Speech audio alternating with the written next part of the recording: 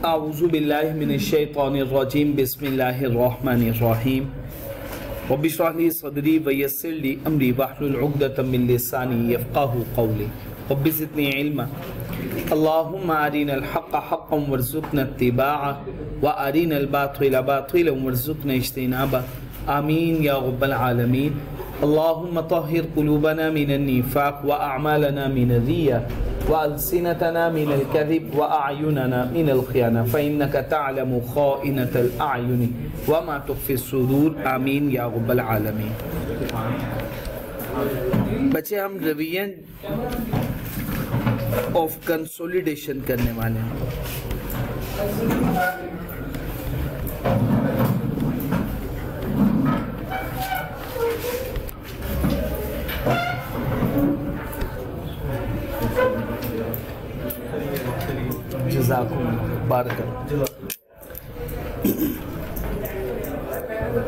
बच्चे, सबसे पहले हम डिस्कस करते हैं कि अगर पेरेंट और प्लस कर दें ऑल सब्सिडरीज को,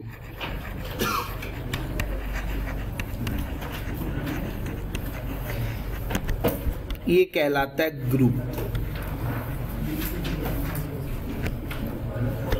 बच्चे, पेरेंट की फाइनेंशियल स्टेटमेंट, तमाम सब्सिडरीज की फाइनेंशियल स्टेटमेंट और ग्रुप की फाइनेंशियल स्टेटमेंट। अच्छा बच्चे, अगर पेरेंट की फाइनेंशियल स्टेटमेंट हो तो ये सेपरेट फाइनेंशियल स्टेटमेंट।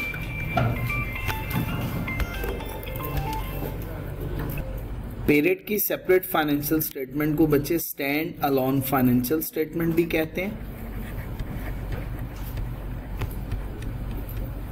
या बच्चे इसको इंडिविजुअल फाइनेंशियल स्टेटमेंट भी कहते हैं। इसी तरह से सब्सिडरी की financial statement separate financial statement, इसी तरह से इसको भी स्टैंड अलोन फाइनेंशियल स्टेटमेंट।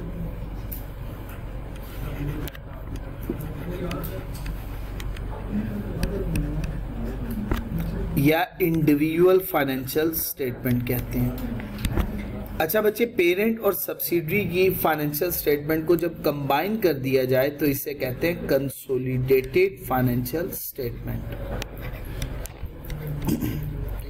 हमारे सिलेबस में सिंपल कंसोलिडेशन है।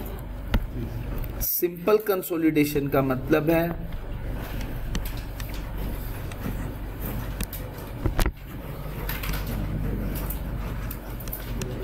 सिंपल कंसोलिडेशन हमारे सिलेबस का हिस्सा है। सिंपल कंसोलिडेशन का मतलब है सिंगल सब्सिडरी, एक से ज्यादा सब्सिडरीज नहीं होंगी।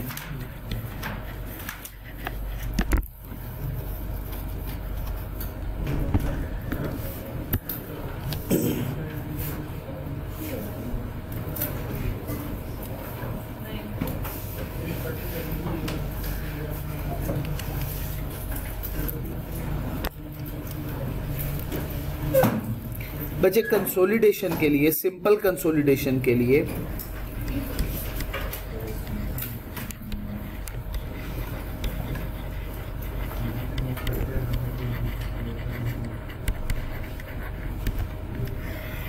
हमें दो स्टैंडर्ड्स पढ़ना होंगे। पहला बच्चे IFRS 3 और साथ ही साथ बच्चे दूसरा हमें पढ़ना होगा IFRS 10। IFRS 3 हमें गुडविल की कैलकुलेशन के बारे में इंफॉर्मेशन प्रोवाइड करता है और IFRS 10 हमें बताता है कि हम कैसे कंसोलिडेशन कर सकते हैं।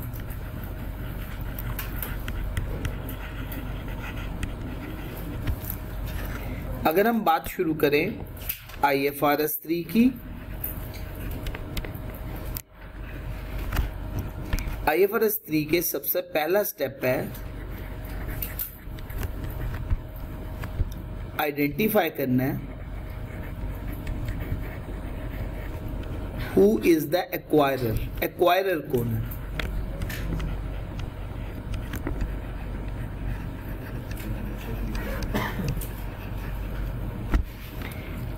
नॉर्मली हम कहते हैं एक कंपनी है पेरेंट कंपनी, दूसरी कंपनी है सब्सिडरी कंपनी। अगर एक कंपनी दूसरी कंपनी के more than 50%.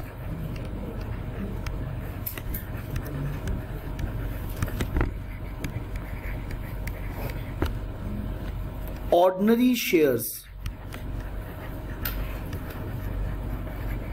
या वोटिंग पावर एक्वायर कर लें तो जिस एंटिटी के एक्वायर किए जाएं उसको कहते हैं एक्वायरी,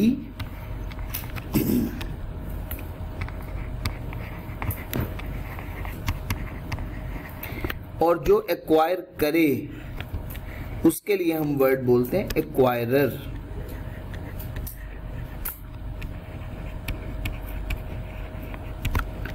और एक्वायरर के लिए हम वर्ड डिस्कस करते हैं पेरेंट, और एक्वायरी के लिए हम वर्ड यूज करते हैं सब्सिडरी। तो हमने सबसे पहले ये देखना है who is the acquirer, acquirer को। तो इसके लिए 50% से ज्यादा वोटिंग पावर ऑर्डिनरी शेयर्स, वो शेयर्स जिनके साथ वोटिंग पावर होती है। प्रेफरेंस शेयर्स को कंसीडर नहीं करना क्योंकि प्रेफरेंस शेयर्स के लिए वोटिंग पावर नहीं होती। ठीक है जी, प्रेफरेंस शेयर होल्डर्स के पास वोटिंग पावर नहीं होती।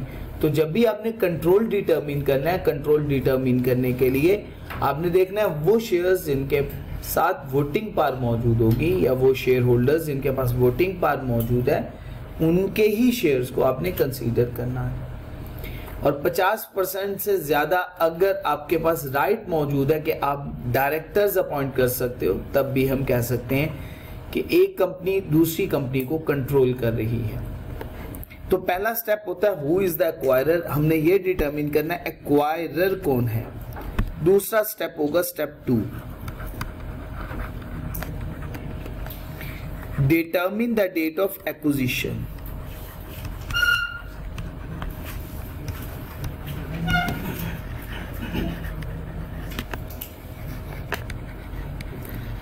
किस दिन एक्वायरर ने एक्वायरी को खरीदा, date of acquisition. Acquisition date कौन सी है वो डिटरमिन करना, ये होता है स्टेप 2। इसके बाद होगा step 3,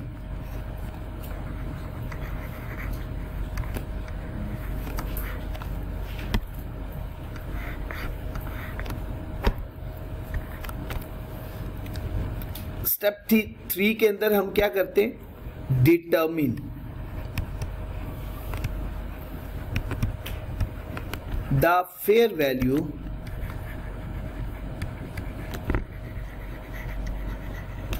of net assets of subsidiary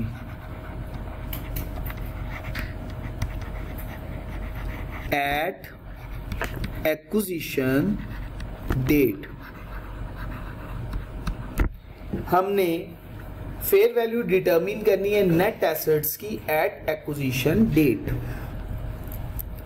इसके लिए हम फॉर्मूला क्या यूज करते हैं नेट एसेट्स के लिए, और net assets at fair value याद रखिएगा। Share capital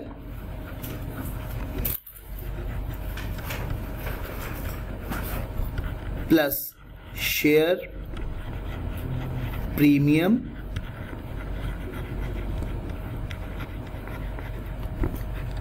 plus all reserves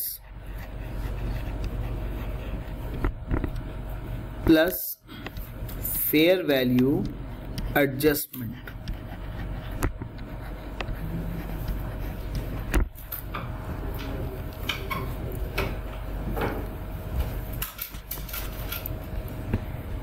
अच्छा बच्चे, रिजर्व्स के लिए या रिटेन अर्निंग के लिए हम एक वर्ड यूज करते हैं, तो यहीं पे रुक के मैं आपके साथ एक कॉन्सेप्ट डिस्कस करता हूँ रिजर्व्स का या रिटेन अर्निंग का कॉन्सेप्ट।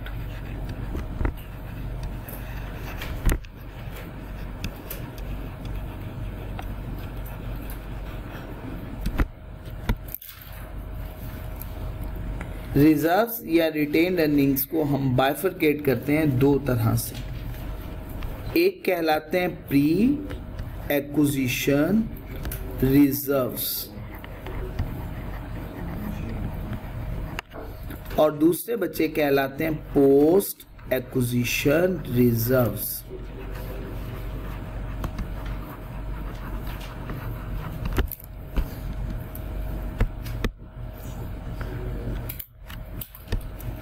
बच्चे the balance of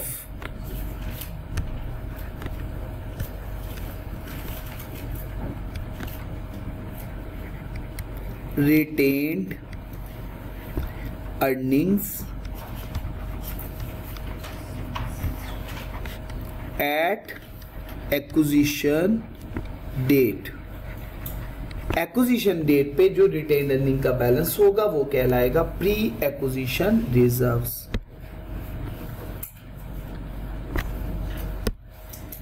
the balance of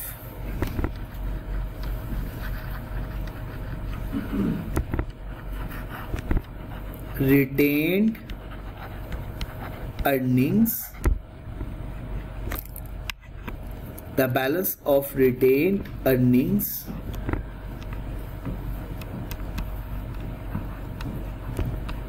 after the date of acquisition earned, जो एक्विजिशन डेट के बाद कमाया जाने वाला रिटेन्ड अर्निंग का बैलेंस। प्री हमारे पास लेट्स सपोज एक इलस्ट्रेशन डिस्कस कर देता हूं मैं आपके साथ। रिटेन्ड अर्निंग का बैलेंस है 31 दिसंबर 2023 पे 100 का। रिटेन्ड अर्निंग का बैलेंस 1 जनवरी 2023 उस पे मौजूद है 30 मिलियन का। एक्विजिशन डेट है 1 जनवरी 2023। अच्छा, अब हम क्या करेंगे, टोटल रिटेन्ड अर्निंग का बैलेंस हम यहां पे लिखेंगे 100, ये बैलेंस होगा। प्री का बैलेंस हमारे पास गिवन है। पोस्ट का बैलेंस हम कैलकुलेट करेंगे फॉर्मूला यूज करके, total retained earning reporting date पे माइनस करेंगे इसमें से प्री एक्विजिशन रिटेन्ड अर्निंग का बैलेंस। टोटल रिटेन्ड अर्निंग है 100, प्री एक्विजिशन का बैलेंस है 30, तो बाकी बैलेंस कितना बचा 70 का, ये पोस्ट का बैलेंस हो जाएगा। और अगर सम टाइम हमें प्री का बैलेंस कैलकुलेट करना पड़े तो उसका फॉर्मूला भी क्या होगा, total retained earning minus post acquisition retained earning का या रिजर्व का बैलेंस। तो इसको भी हम कह सकते हैं प्री एक्विजिशन रिटेन्ड अर्निंग। कभी बाज़ औक़ात हमें एग्जाम के अंदर वो fair value adjustment balancing figure calculate करने के लिए कह देता है, तो वो आपको पता है कि वो हमें फिर टोटल नेट एसेट्स की फेयर वैल्यू बता देगा और जो हमारी बैलेंसिंग फिगर होगी इस इक्वेशन के मुताबिक वो हमारी फेयर वैल्यू एडजस्टमेंट की फिगर होगी। तो आपने इस बात का भी ख्याल रखना है कि ये हो सकता है कि ये हमसे इस इक्वेशन के मुताबिक फेयर वैल्यू एडजस्टमेंट कैलकुलेट करवाए और एक सवाल में उसने किया भी हुआ ऐसा। ठीक होगा जी बच्चे। तो अभी तक बच्चे हमने 3 स्टेप्स पढ़े।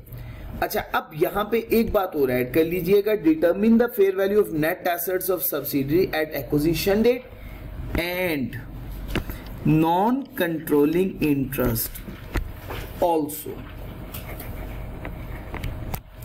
अब हम नॉन कंट्रोलिंग इंटरेस्ट किसे कहने लगे हैं वो हम देखने लगे हैं। नॉन कंट्रोलिंग इंटरेस्ट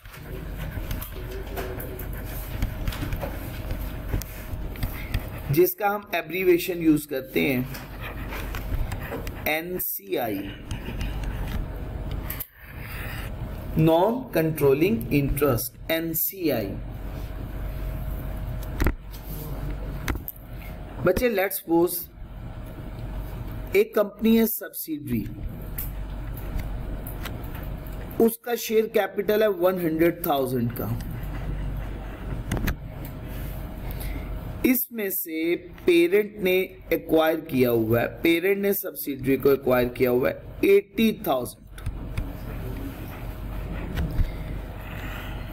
ठीक हो गया। अगर हम कंट्रोल देखना चाहें तो हम कंट्रोल कैसे देखेंगे? 80,000 आउट ऑफ 100,000 मल्टीप्लाई करेंगे 100 से, कितने परसेंट कंट्रोल आ गया? 80%। इसका मतलब है 80% पेरेंट सब्सिडरी को कंट्रोल कर रहा है। तो कंट्रोल कितना हुआ? 80%। तो इसका मतलब पेरेंट के पास 80% सब्सिडरी एस का कंट्रोल मौजूद है। अच्छा, सब्सिडरी के जितने शेयर्स पेरेंट कंट्रोल नहीं कर रहा उसको हम कहते हैं नॉन कंट्रोलिंग इंटरेस्ट। वो कैसे हो सकता है? टोटल 100% कंट्रोल में से 80% पेरेंट के पास है, बाकी 20% किसके पास नहीं होगा? फिर पेरेंट के पास। तो वो कौन सा कंट्रोल हो गया? Non controlling interest. इसको पहले कहा करते होते थे माइनॉरिटी शेयर होल्डिंग।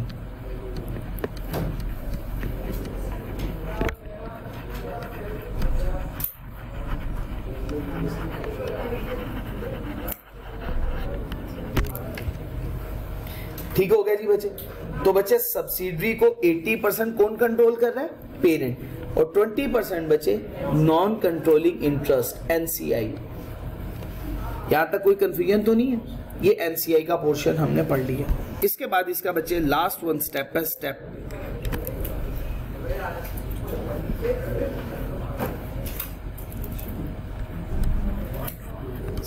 4।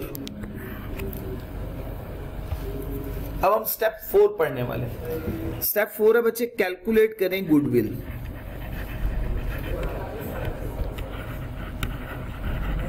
क्या कैलकुलेट करना है? गुडविल। गुडविल कैलकुलेट करना बच्चे। गुडविल को कैलकुलेट करने के लिए अब हम कॉन्सेप्ट समझने लगे। गुडविल,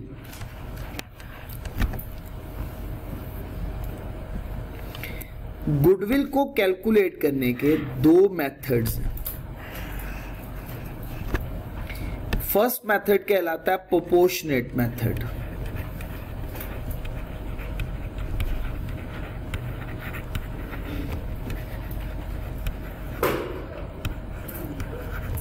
सेकेंड वन मेथड कहलाता है फुल गुडविल मेथड। तो गुडविल को कैलकुलेट करने के कितने मेथड हुए? दो मेथड। फर्स्ट वन कहलाता है प्रोपोर्शनेट मेथड, सेकंड वन कहलाता है full goodwill method. Proportionate goodwill method का एक और नाम भी है, इसको हम कहते हैं पार्शियल गुडविल मेथड।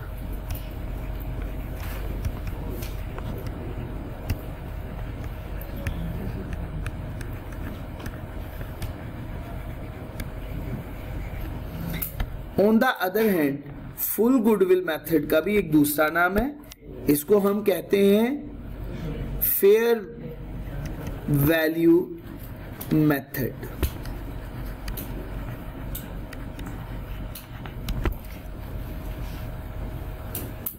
जी बच्चे, बात क्लियर हो गई? अच्छा बच्चे, इसके केस में जो गुडविल होगी वो सिर्फ और सिर्फ ग्रुप की गुडविल होगी। इसके केस में बच्चे जो गुडविल होगी ना सिर्फ ग्रुप की होगी बल्कि एनसीआई की भी होगी। इसमें ना सिर्फ ग्रुप की है बल्कि एनसीआई की भी है। इसका मतलब है यहां पे पूरी गुडविल रिकॉर्ड हो रही है, यहां पे पूरी नहीं, प्रोपोर्शनेट हो रही है। जितने परसेंट पेरेंट के पास कंट्रोल है सिर्फ उतने परसेंट गुडविल, इसी वजह से इसे कहते हैं प्रोपोर्शनेट। और फुल का मतलब ये होता है टोटल एसेट्स के बदले में जितनी गुडविल बनती है इसमें सारी रिकॉर्ड हो रही है, इसी वजह से उसे कहते हैं फुल गुडविल मेथड या फेयर वैल्यू मेथड। बच्चे, गुडविल को कैलकुलेट करने के लिए हम एक अकाउंट बनाते हैं, उस अकाउंट का नाम होता है कंट्रोल अकाउंट। उसे हम कहते हैं कॉस्ट ऑफ कंट्रोल।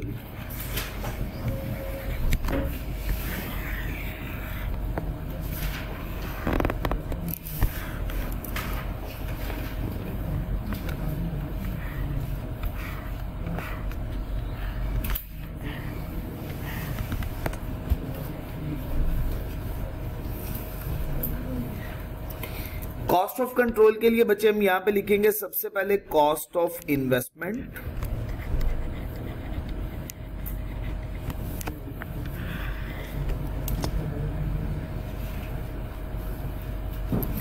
अब कॉस्ट ऑफ इन्वेस्टमेंट की बात शुरू हुई है तो पहले कॉस्ट ऑफ इन्वेस्टमेंट की बात कर लेते हैं।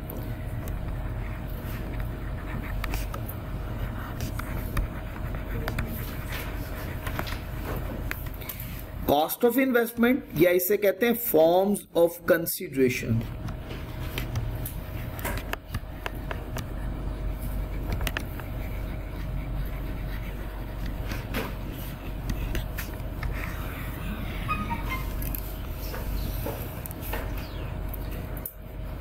बच्चे पेरेंट जब सब्सिडरी को एक्वायर करे, खरीदते वक्त जिस फॉर्म में कॉस्ट पे करे, कॉस्ट जिस फॉर्म में पे करे या कंसीडरेशन जिस फॉर्म में पे करे उसे हम कहते हैं फॉर्म ऑफ कंसीडरेशन। उसकी 5 सिचुएशंस हो सकती हैं। सबसे पहली सिचुएशन कैश, अगर कैश में पे करे तो फिर स्ट्रेट फॉरवर्ड कैश हो जाएगा। अच्छा, दूसरी सिचुएशन क्या हो सकती है? Deferred consideration.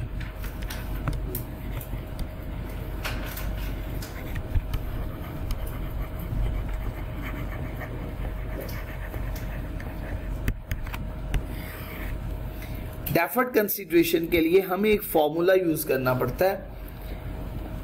हमें डेफर्ड कंसीडरेशन को प्रेजेंट वैल्यू पर मेजर करना होता है। अच्छा, कितनी अमाउंट डेफर कंसीडरेशन की फ्यूचर में पे की जाएगी? वो डेफर्ड कंसीडरेशन की अमाउंट 1 प्लस डिस्काउंट रेट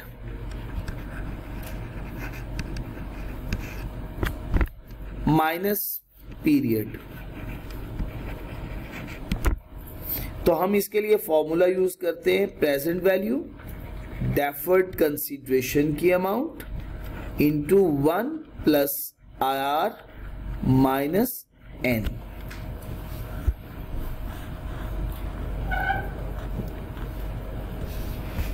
इसकी सूरत में जितना भी इंटरेस्ट बनेगा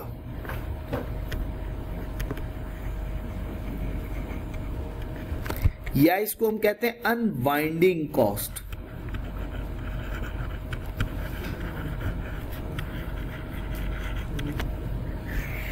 इंटरेस्ट अनवाइंडिंग कॉस्ट, ये हम चार्ज करेंगे CRE को। तो ये याद रखना है, चार्ज टू CRE। ये हम चार्ज किसको करेंगे? कंसोलिडेटेड रिटेन्ड अर्निंग, या इसका दूसरा नाम क्या होता है? Group retained earning, GRE। या इसे कंसोलिडेटेड रिटेन्ड अर्निंग बोलते हैं बच्चे, या इसको बोलते हैं ग्रुप रिटेन्ड अर्निंग। एंट्री क्या पोस्ट करते हैं बच्चे? डेफर्ड कंसीडरेशन की सूरत में, वो मैं एंट्री लिखने लगा हूं। एंट्री पोस्ट करेंगे बच्चे, सबसे पहले हम लिखेंगे कॉस्ट ऑफ इन्वेस्टमेंट डेबिट, ये बेसिकली इन्वेस्टमेंट डेबिट की, और डेफर्ड कंसीडरेशन क्रेडिट।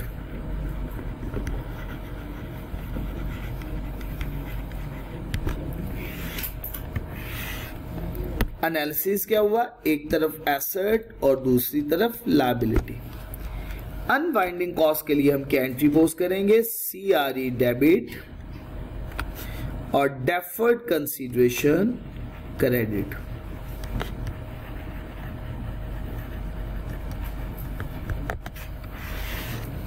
इसका एनालिसिस क्या हुआ? एक तरफ बच्चे एक्सपेंस बढ़ गया, दूसरी तरफ बच्चे लायबिलिटी बढ़ गई। जब ये बच्चे पे बैक हो जाएगी तो तब क्या एंट्री पोस्ट होगी? डेफर्ड कंसीडरेशन को हम डेबिट कर देंगे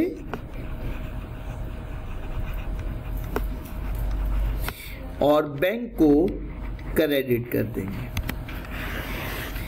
इसके केस में एनालिसिस क्या हुआ? एक तरफ लायबिलिटी कम और दूसरी तरफ एसेट कम हो गया।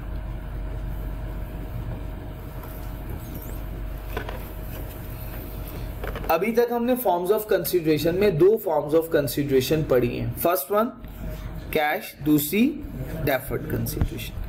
थर्ड वन बचे कंटिंजेंट कंसीडरेशन।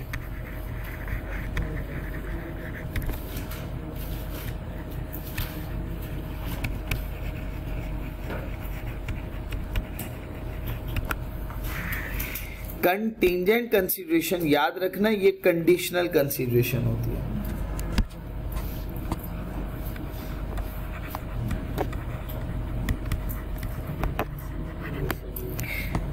कंडीशनल कंसीडरेशन है depend on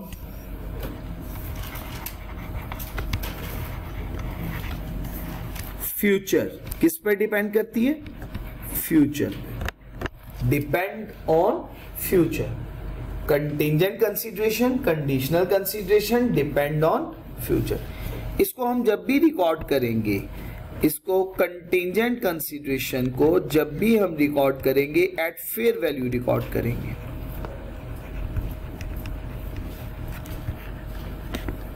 at fair value याद रखना, इसको कभी भी प्रेजेंट वैल्यू पे रिकॉर्ड नहीं करना। तो कंटिंजेंट कंसीडरेशन को अगर हम रिकॉर्ड करेंगे तो रिकॉर्ड करते हुए हम क्या एंट्री पोस्ट करेंगे?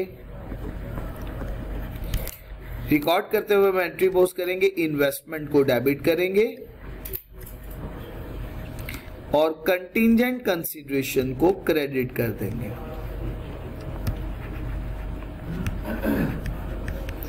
इसका बच्चे एनालिसिस क्या हुआ? एक तरफ बच्चे एसेट बढ़ गया, दूसरी तरफ बच्चे लायबिलिटी बढ़ गई। दूसरी तरफ बच्चे अगर इसकी वैल्यू बाद में इंक्रीज कर गई, हमने पहले अंदाजा लगाया था कम पैसे देने पड़ेंगे, बाद में पता चला नहीं ज्यादा देने पड़ेंगे, तो फिर हम एंट्री क्या पोस्ट करेंगे? CRE को डेबिट करेंगे और कंटिंजेंट कंसीडरेशन को क्रेडिट कर देंगे।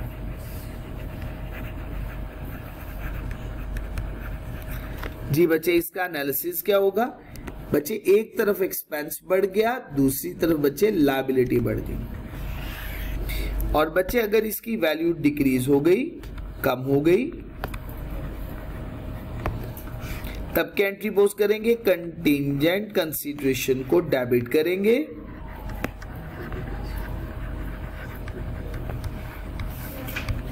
और CRE को क्रेडिट कर देंगे।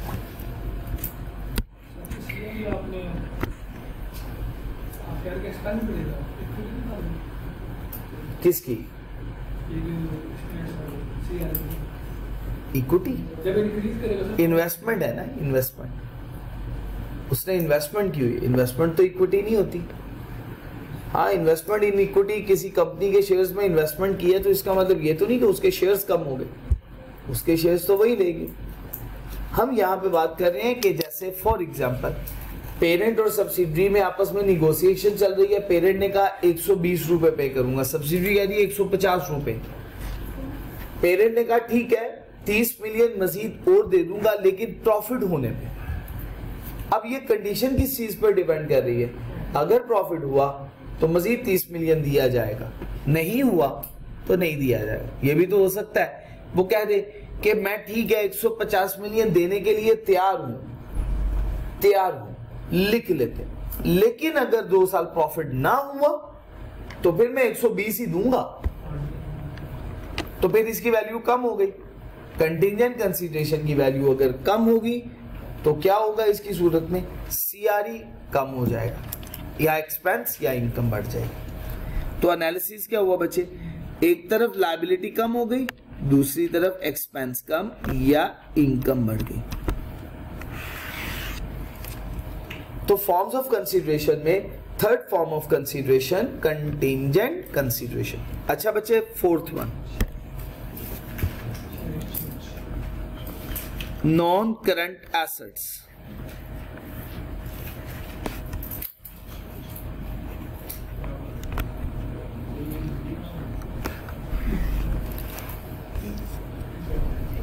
नॉन करंट एसेट देके आप इन्वेस्टमेंट कर रहे हैं।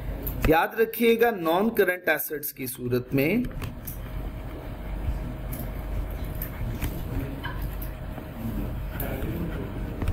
आपने मेजर करना है एट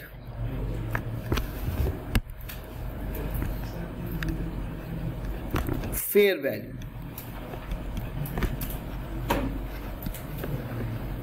किस पे मेजर करना है? At fair value. ठीक हो गया जी। अच्छा, इसकी एंट्री क्या पोस्ट होगी? इसकी मैं एंट्री पोस्ट कर देता हूं बच्चे। हम एंट्री पोस्ट करेंगे कॉस्ट ऑफ इन्वेस्टमेंट,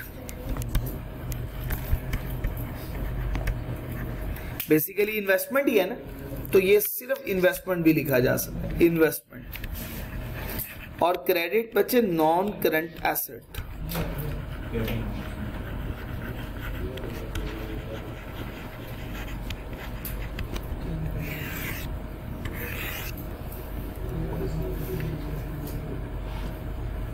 ठीक हो गया जी बच्चे। अच्छा, फेयर वैल्यू से रिकॉर्ड करना है, बाकी जो डिफरेंस होगा या वो गेन होगा या वो लॉस होगा। जी बिल्कुल, सीआरई के अंदर। कैसे सीआरई के अंदर कैसे जाएगा? क्योंकि एसेट किसने दिया? पेरेंट ने दिया। तो जब पेरेंट ने दिया तो या पेरेंट को गेन होगा या पेरेंट को लॉस होगा। तो यहाँ पे या सीआरई गेन हुआ तो क्रेडिट, लॉस हुआ तो डेबिट। एक सवाल में आज भी चुका होगा, लेकिन वो स्टेटमेंट ऑफ कॉम्प्रिहेंसिव इनकम का क्वेश्चन था। इसके बाद बच्चे fifth one and the last one. जी बच्चे, शेयर एक्सचेंज।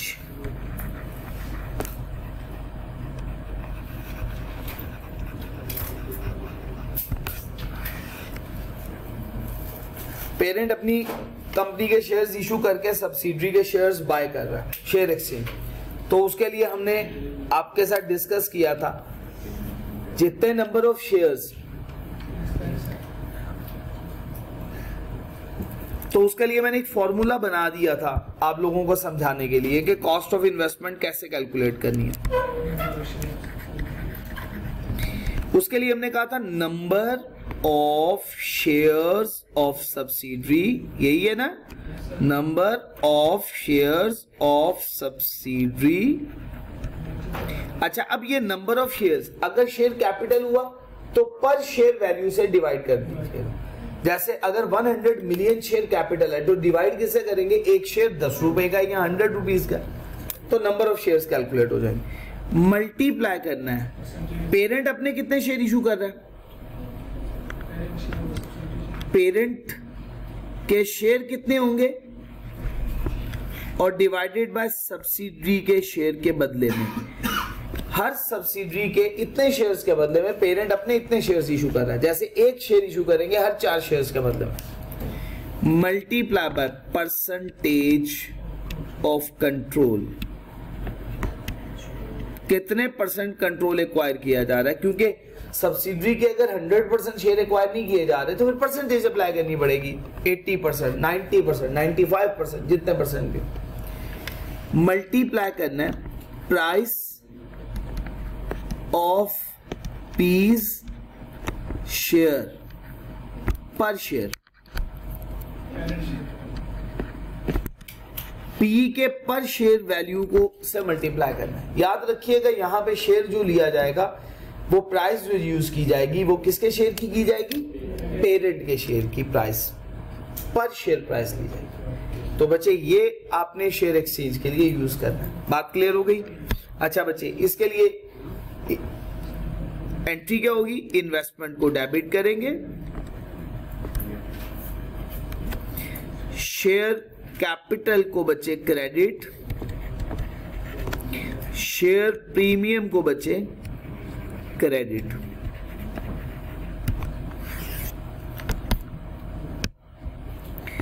एक तरफ एसेट बढ़ गया, दूसरी तरफ ये भी इक्विटी और ये भी इक्विटी बढ़ गई। तो forms of consideration, 5 forms of consideration हो सकते हैं।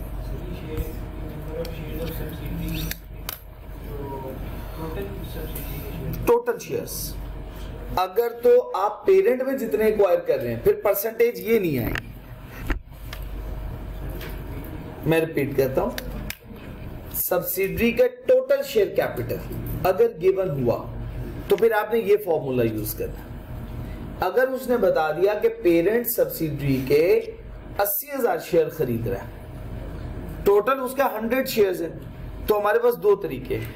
या तो हम यहां पे लिखें 1 लाख और मल्टीप्लाई कर दें 80%, 80,000 बन जाएगा। यहां हमें बता तो दिया उसने डायरेक्ट 80,000, तो अब यहां पे डायरेक्ट 80,000 ले लें। लेकिन फिर उस केस में आपको ये परसेंटेज नहीं लगानी, क्योंकि परसेंटेज तो आप पहले लगा चुके होंगे। तो यहां पे अगर total number of shares of subsidiary लेंगे तो फिर परसेंटेज मल्टीप्लाई करेंगे। अदरवाइज आपने अगर एक्वायर्ड शेयर ले लिए जो सब्सिडरी में है तो फिर परसेंटेज से मल्टीप्लाई नहीं करना। जी बात सबको समझ आ गई?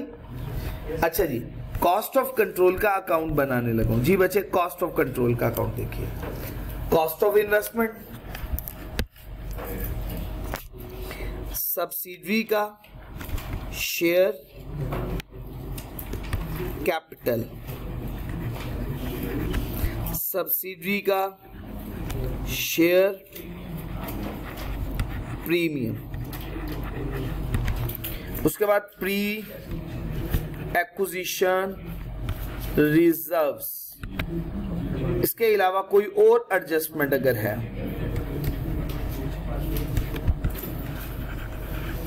और ये होगी गुडविल की अमाउंट। ये बैलेंसिंग फिगर होगी जी। और अगर बार्गेन परचेज हुआ तो इस तरफ आएगा।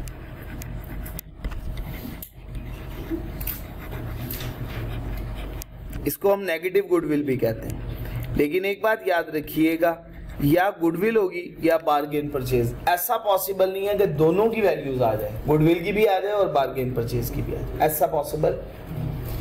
गुडविल जब भी कैलकुलेट की जाती है, गुडविल कैलकुलेट की जाती है एट एक्विजिशन डेट।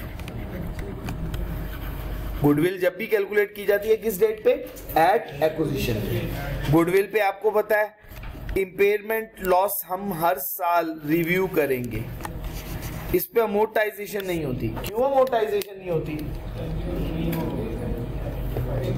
हाँ, इस वजह से फरदीन साहब ने कहा, इस वजह से क्योंकि इसकी लाइफ डेफिनेट नहीं होती। क्योंकि जब तक इंटेंजिबल एसेट की लाइफ डेफिनेट नहीं होगी हम उस पर अमोर्टाइजेशन चार्ज नहीं कर सकते। वैसे ही जनरल रूल बन गया कि गुडविल के ऊपर आपने इंपेयरमेंट का रिव्यू लेना है, लेकिन इसके ऊपर अमोर्टाइजेशन चार्ज नहीं करनी। ठीक हो गया जी बच्चे? तो बच्चे ये तो हमने स्टेप्स पढ़े गुडविल के कैलकुलेशन के IFRS 3 के। अब हम स्टार्ट करते हैं IFRS 10, हाउ टू कंसोलिडेट। मैं भरपूर कोशिश कर रहा हूं कोई बात मिस ना करूं।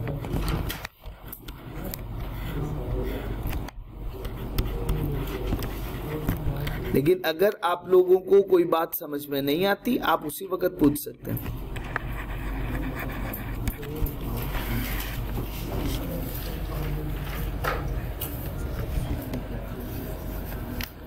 अच्छा बच्चे, कंसोलिडेट करते हुए बच्चे आपने सबसे पहला स्टेप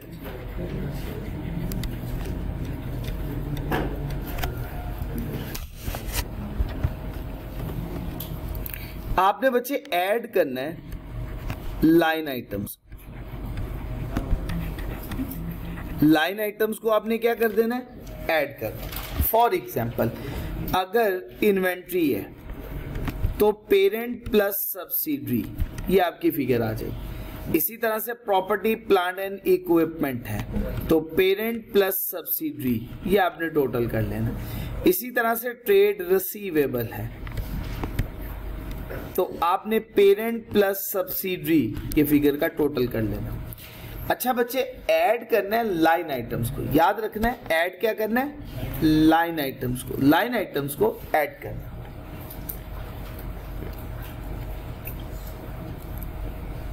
जी अच्छी बात है ये जी, पढ़ के भी बता रहे हैं तो इसका मतलब आपको पढ़ना आता है। Step number 2। स्टेप 2 क्या करना है? हमने इलिमिनेट करना है।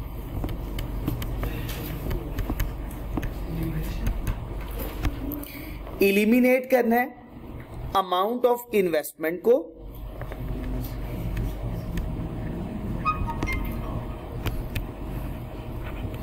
और ये इन्वेस्टमेंट की अमाउंट होगी in the books of parent against, किसके अगेंस्ट?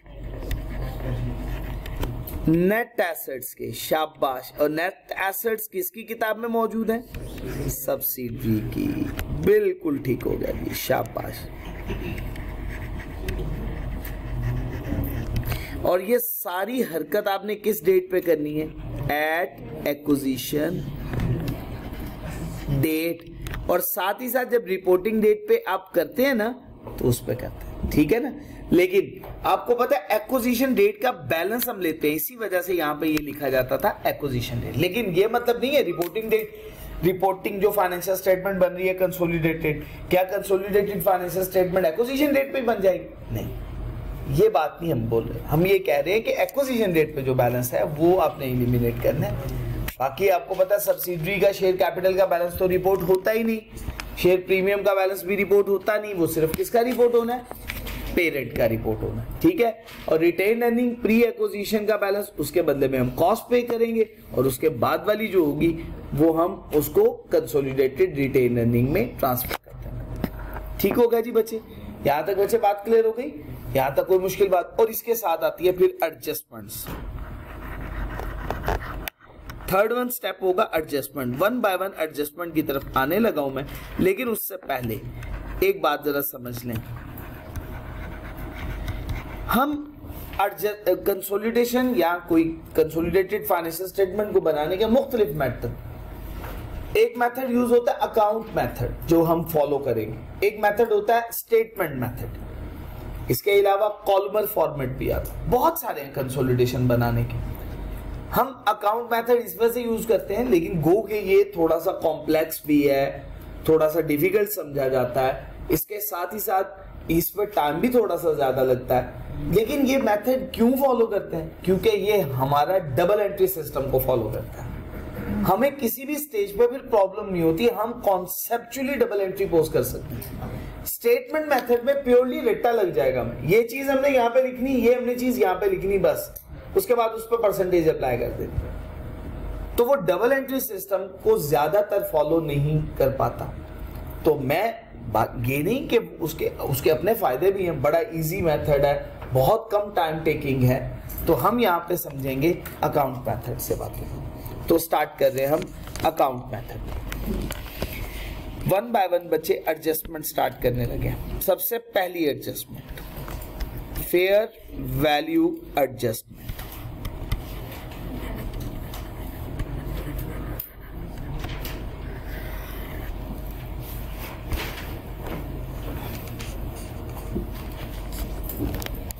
फेयर वैल्यू एडजस्टमेंट के हमने दो टुकड़े किए थे। पहला टुकड़ा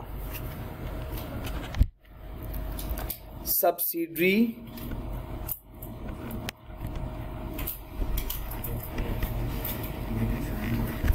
does not recognize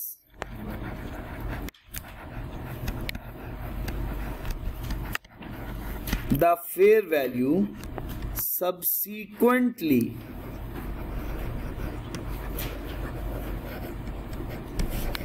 या इसको एक और नाम से भी याद रखा जाता है, asset existed at reporting date।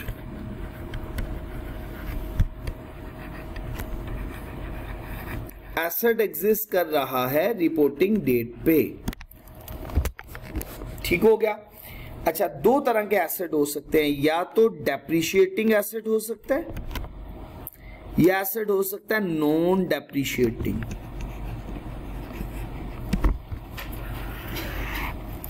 अगर डेप्रिशिएटिंग एसेट हुआ तो उसकी दो एंट्रीज होंगी। पहली एंट्री होगी विद रिस्पेक्ट टू एक्विजिशन,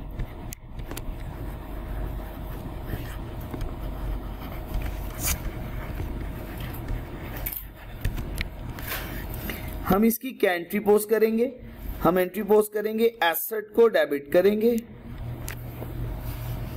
ठीक हो गया? अच्छा, इसमें भी दो टुकड़े कर लेते हैं, या तो फेयर वैल्यू गेन होगा या फेयर वैल्यू लॉस होगा। तो पहले मैं एंट्री पोस्ट कर रहा हूं फेयर वैल्यू गेन के लिए, एसेट डेबिट। और हम क्रेडिट किसे करेंगे बच्चे? हम क्रेडिट करते हैं प्री एक्विजिशन रिजर्व्स को। हम उसी में ट्रांसफर कर देते थे ना। एनालिसिस क्या हुआ बच्चे, एक तरफ हमारा एसेट बढ़ गया, दूसरी तरफ बच्चे ये बैलेंस बढ़ गया। ठीक हो गया जी, ये बेसिकली कॉस्ट ऑफ इन्वेस्टमेंट में ट्रांसफर हो जाना। अच्छा, अगर डेप्रिशिएटिंग एसेट है तो फिर हम क्या एंट्री पोस्ट करेंगे, दूसरी ये होगी एट रिपोर्टिंग डेट।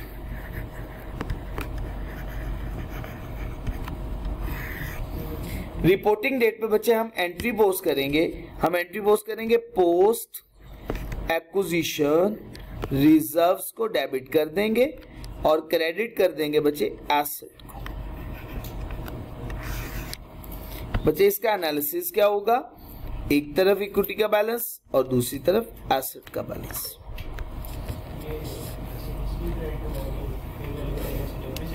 जी बिल्कुल ऐसे ही है, एसेट डेबिट हुआ, पहले उसकी फेयर वैल्यू बढ़ गई, दूसरी तरफ अगर फेयर वैल्यू बढ़ेगी तो डेप्रिसिएशन की अमाउंट भी तो बढ़ जाएगी ना। तो फिर डेप्रिसिएशन की अमाउंट तो सब्सिडरी ने कम डेप्रिसिएशन की अमाउंट चार्ज की होगी, जब एसेट की वैल्यू हमने बढ़ा दी है तो फिर डेप्रिसिएशन उस बढ़ी हुई वैल्यू के ऊपर भी तो चार्ज होनी है ना, वो भी हमने चार्ज कर दी। ठीक हो गया बच्चे। अच्छा बच्चे, उसी तरह से फेयर वैल्यू गेन है लेकिन नॉन डेप्रिशिएटिंग एसेट। हम बच्चे पहली एंट्री पोस्ट करेंगे, एक ही एंट्री इसमें पोस्ट होनी है with respect to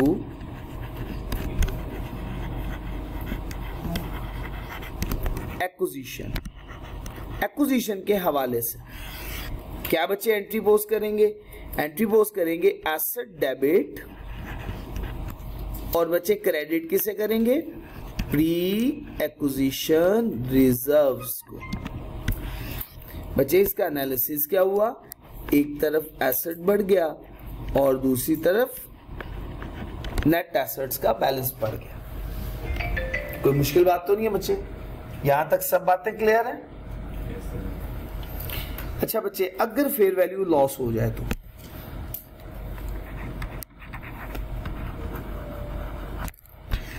fair value loss के केस में भी हम एंट्री पोस्ट करेंगे, अगेन उसी तरह से ही डेप्रिशिएटिंग और नॉन डेप्रिशिएटिंग एसेट। और यहां पे ये हो गया डेप्रिशिएटिंग और ये है नॉन डेप्रिशिएटिंग।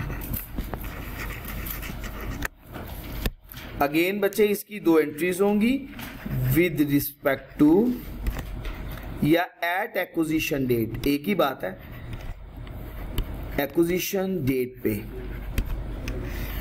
बच्चे हम एंट्री का पोस्ट करेंगे, इसमें हम एंट्री पोस्ट करेंगे प्री एक्विजिशन रिजर्व को डेबिट और एसेट को क्रेडिट कर देंगे, क्योंकि लॉस हुआ, लॉस की सूरत में एसेट की वैल्यू कम हो गई, एसेट डिक्रीज कर गया और यहां पे नेट एसेट का बैलेंस भी कम हो गया। दूसरी तरफ बच्चे second one at reporting date, depreciation का इफेक्ट रिपोर्टिंग डेट। बच्चे एसेट की वैल्यू अगर कम हो गई है तो डेप्रिसिएशन की अमाउंट भी तो कम करे ना, तो फिर डेप्रिसिएशन की अमाउंट कम होनी चाहिए, सब्सिडरी ने ज्यादा चार्ज की हुई है तो हम उसको रिवर्स करेंगे। तो एसेट को यहाँ पे बच्चे डेबिट करेंगे और क्रेडिट करेंगे पोस्ट एक्विजिशन रिजर्व्स। उसकी बच्चे हम एंट्री पोस्ट कर दी, एनालिसिस क्या हुआ, एक तरफ एसेट बढ़ गया और दूसरी तरफ ये इक्विटी का बैलेंस बढ़ गया। अच्छा बच्चे, नॉन डेप्रिशिएट के केस में विद रिस्पेक्ट टू एक्विजिशन या eight acquisition date,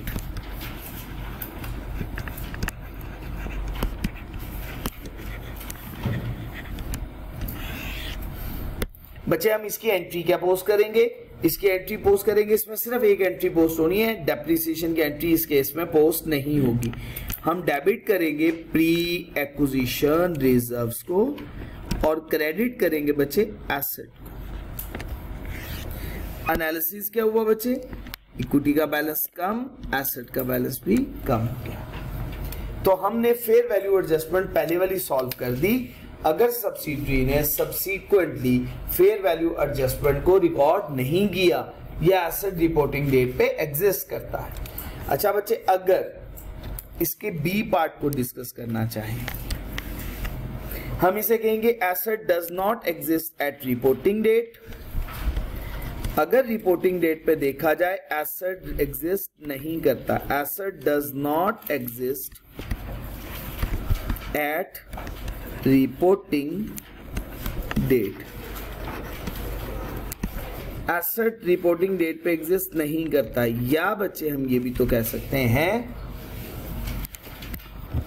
subsidiary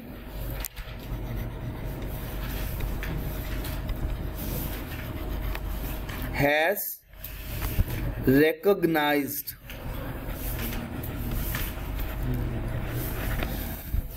fair value adjustment subsequently.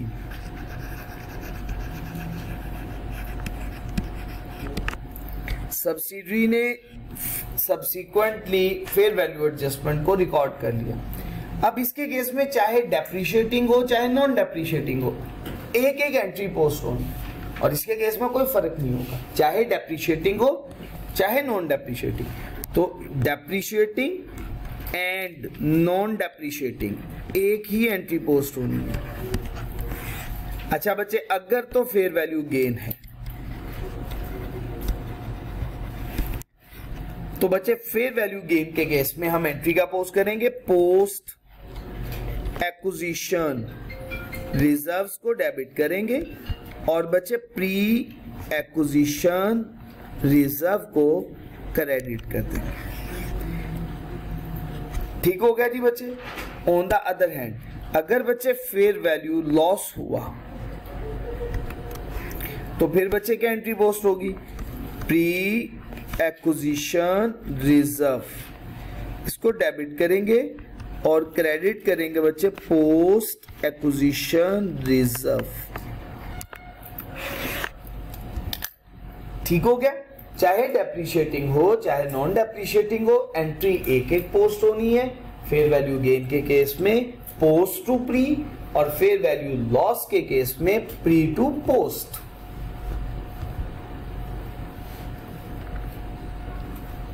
पहली एडजस्टमेंट क्लियर बच्चे? ठीक है जी। किसी बच्चे को कोई सवाल पूछना है यहां तक?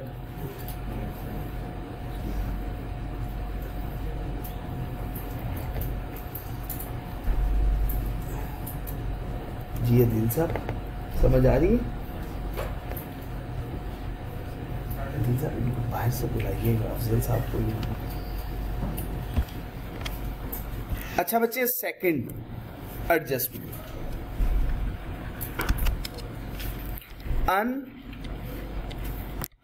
अनरिकॉग्नाइज्ड एसेट, जो पानी दीजिए, बाय सब्सिडरी।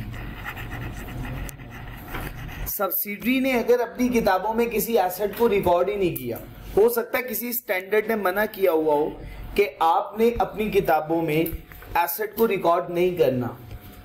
जैसे हमने पढ़ा था, कुछ एसेट्स होते हैं इंटरनली जनरेटेड इनटेंजिबल एसेट, आप अपनी सेपरेट फाइनेंशियल स्टेटमेंट में उसे रिकॉर्ड तो नहीं कर सकते हो, लेकिन अगर कोई परचेज करेगा तो फिर वो रिकॉर्ड हो सकते हैं।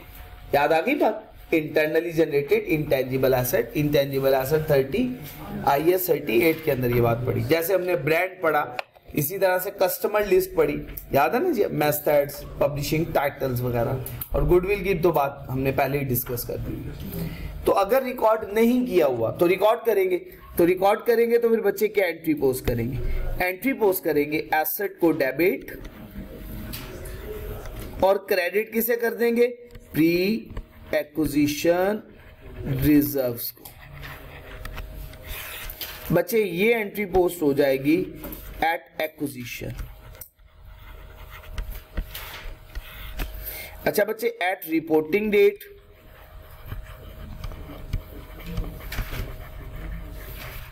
इसकी अमोर्टाइजेशन की एंट्री पोस्ट होगी। तब क्या एंट्री पोस्ट होगी बच्चे? पोस्ट एक्विजिशन रिजर्व डेबिट और एसेट क्रेडिट हो जाए। बताइएगा बच्चे, ये भी बात क्लियर हो गई? अगर कोई एसेट सब्सिडरी ने अपनी किताबों में रिकॉर्ड नहीं किया, लेकिन पेरेंट ने जब उसको एक्वायर कर लिया तो पेरेंट अपनी किताबों में कंसोलिडेटेड फाइनेंशियल स्टेटमेंट में रिकॉर्ड करेगी, तो फिर क्या एंट्री पोस्ट करेगी, एसेट डेबिट और प्री एक्विजिशन रिजर्व क्रेडिट। और दूसरी तरफ जब उसके ऊपर डेप्रिसिएशन या अमोर्टाइजेशन चार्ज होगी तो फिर क्या एंट्री पोस्ट की जाएगी, फिर एंट्री पोस्ट होगी पोस्ट एक्विजिशन रिजर्व डेबिट और एसेट क्रेडिट। इसमें ब्रांड का सवाल काफी दफा आ चुका होगा। थर्ड वन बचे इंपेयरमेंट लॉस।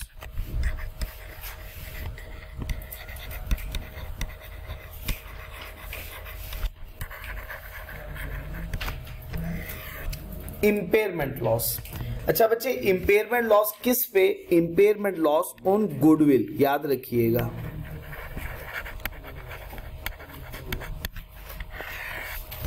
अभी सबसे पहले हमें यह देखना है, गुडविल को कैलकुलेट करने के दो मेथड्स हम पढ़ चुके होंगे। गुडविल को कैलकुलेट करने के कौन से दो मेथड पढ़े हमने, एक मेथड है पार्शियल और दूसरा मेथड बचे हमने पढ़ा फुल गुडविल मेथड। क्या दो उनको को चला दें, जरा हल्का करके चला दें। हाँ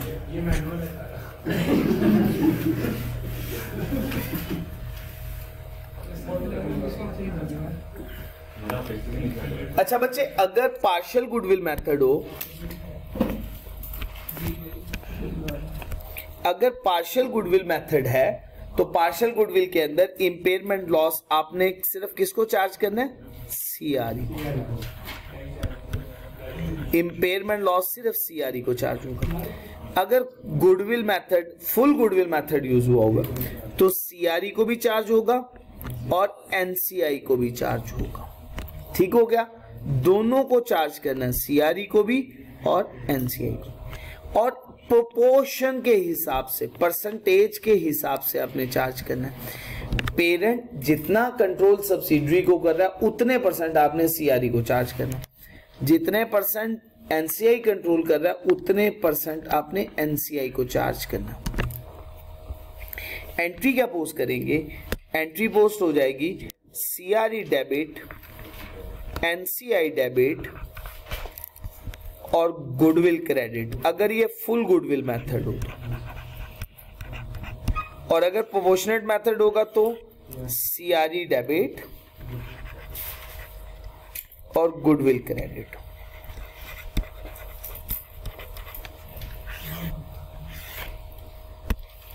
ये होगा पार्शियल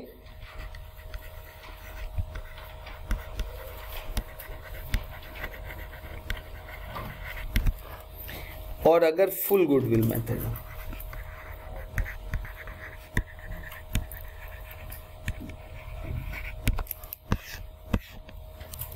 ठीक हो गया जी बच्चे।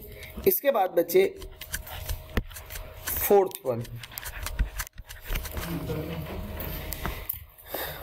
Unrealised profit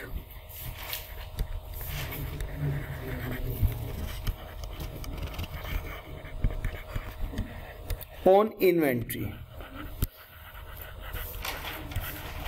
unrealised profit on inventory. Inventory के ऊपर कौन सा प्रॉफिट बचे कैलकुलेट कर रहे हैं, अनरियलाइज्ड प्रॉफिट। तो अनरियलाइज्ड प्रॉफिट ऑन इन्वेंट्री।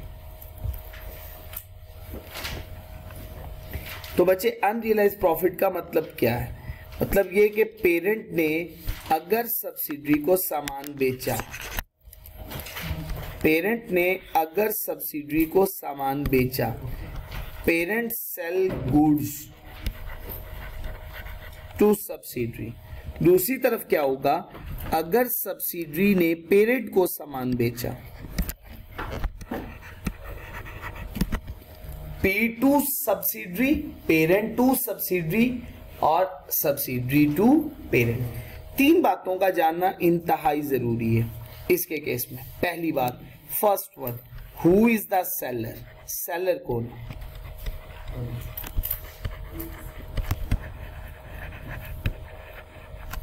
अब दोनों के केस में यही बात होगी, who is the seller, seller कौन।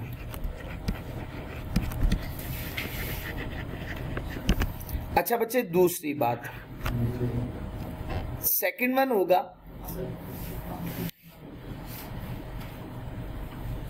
अच्छा बच्चे, सेलर के केस में आपको इसका फायदा क्या होगा, मैंने जैसे बताया, अगर सेलर पेरेंट है, सेलर कौन है, पेरेंट, इस केस में ये सेलर हुआ ना, तो इसका इफेक्ट कहां रिकॉर्ड होना है, सीआरई के अंदर। इस केस में सेलर कौन है, सब्सिडी, तो इसका इफेक्ट कहां रिकॉर्ड होना है, ठीक है। अच्छा, दूसरी बात क्या जानी जाती है, अनसोल्ड स्टॉक कितना मौजूद है, इसमें भी दूसरी बात क्या जानी जाएगी, अनसोल्ड स्टॉक कितना है। अच्छा बच्चे, थर्ड वन, प्रॉफिट। प्रॉफिट के लिए बच्चे या तो मार्कअप होगा, अगर मार्कअप का वर्ड यूज हो तो मार्कअप ऑन कॉस्ट होगा। मार्कअप के लिए आपने फॉर्मूला का यूज करना है, मार्कअप के लिए आपने फॉर्मूला यूज करना है sale price of an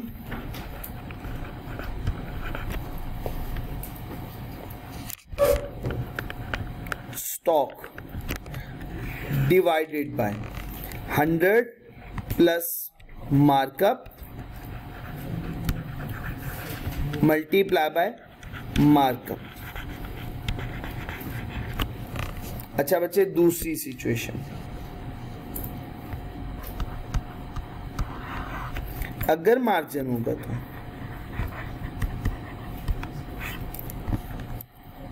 margin हुआ तो sale price multiply by percentage,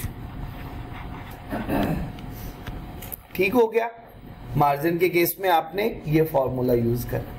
अच्छा बच्चे, अगेन वही थर्ड वन केस में क्या होगा, प्रॉफिट, और यही दो बातें दोनों के लिए अप्लाई हो जाएंगी।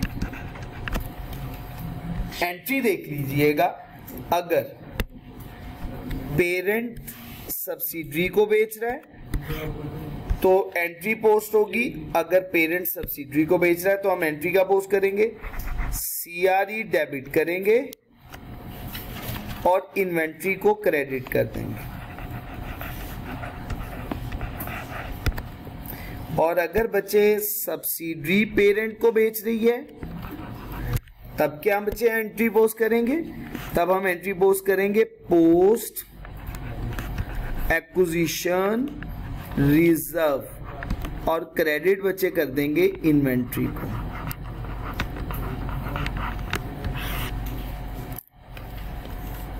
जी बच्चे, यहां तक बात मुकम्मल हो गई। तो ये एडजस्टमेंट हमने सीखी, ये कौन सी एडजस्टमेंट थी, अनरियलाइज प्रॉफिट ऑन इन्वेंट्री। अगर पेरेंट सब्सिडरी को बेचे तो सीआरई टू इन्वेंट्री, और अगर सब्सिडरी पेरेंट को बेचे post acquisition reserve to inventory. यहां तक बच्चे बात क्लियर है। अभी तक हमने जो बातें सीखी तो ये थी। बच्चे अब हम स्टार्ट करते हैं अगला कॉन्सेप्ट, अगली एडजस्टमेंट।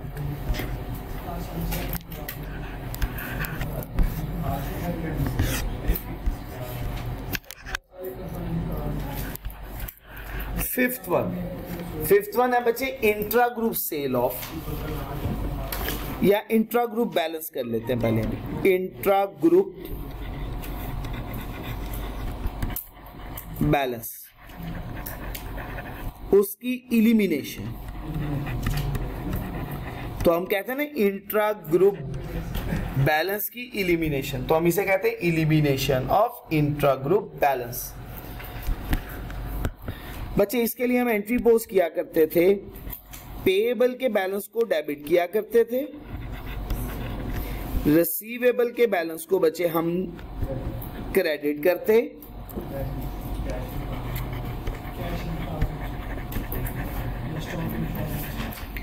और या यहां पे कैश इन ट्रांजिट आएगा, अगर कुछ ना बताए तो कैश इन ट्रांजिट, और अगर बताएगा तो फिर स्टॉक इन ट्रांजिट की एडजस्टमेंट होगी।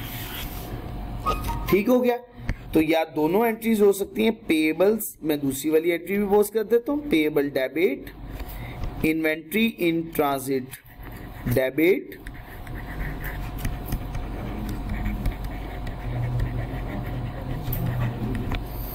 और रिसीवेबल क्रेडिट। अब बच्चे ये लोन रिसीवेबल हो, अकाउंट्स रिसीवेबल, अकाउंट्स पेएबल हो, कुछ भी हो, जैसे लोन रिसीवेबल, लोन पेएबल, तब भी यही entry, accounts receivable, accounts payable, तब भी यही एंट्री। तो किसी भी पेएबल या किसी भी रिसीवेबल के केस पे हमें यही एंट्री पोस्ट करनी है। क्लियर हो गया जी बच्चे? याद रखना बहुत सिंपल सी बात है, इंट्रा ग्रुप बैलेंस की इलिमिनेशन का सवाल तब पैदा होता है जब बैलेंस आउटस्टैंडिंग हो। अगर बैलेंस ही पे हो गया फिर इंट्रा ग्रुप बैलेंस इलिमिनेट करने का सवाल ही पैदा नहीं होता। ठीक हो गया जी बच्चे? नेक्स्ट बच्चे 6-1, intra group sale of non current asset.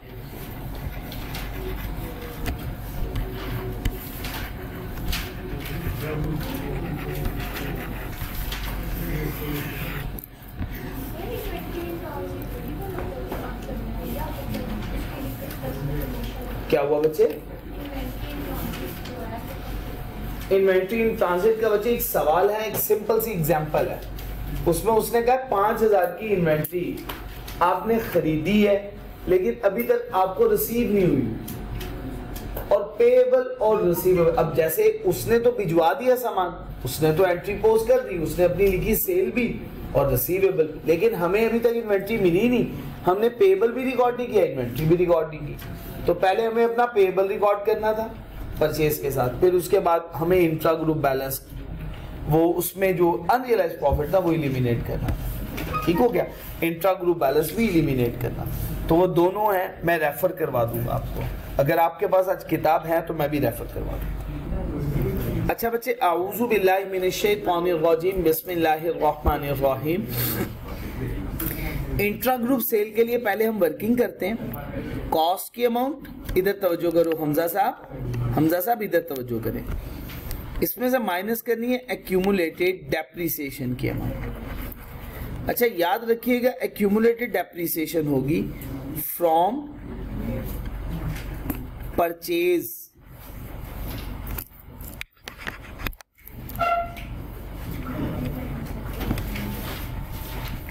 To disposal date.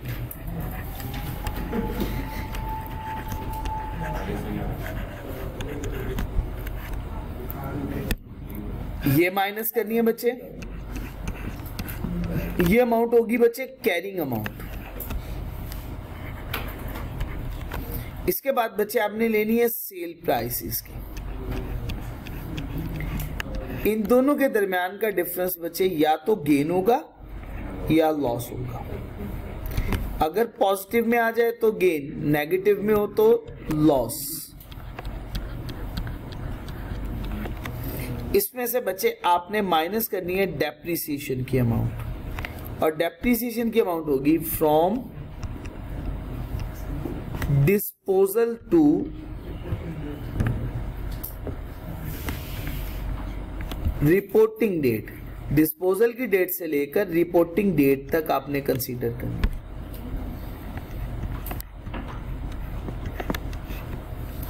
Gain होगा तो माइनस होगी, लॉस होगा तो वो भी लॉस में से तो माइनस होनी है फिगर। ये कह लें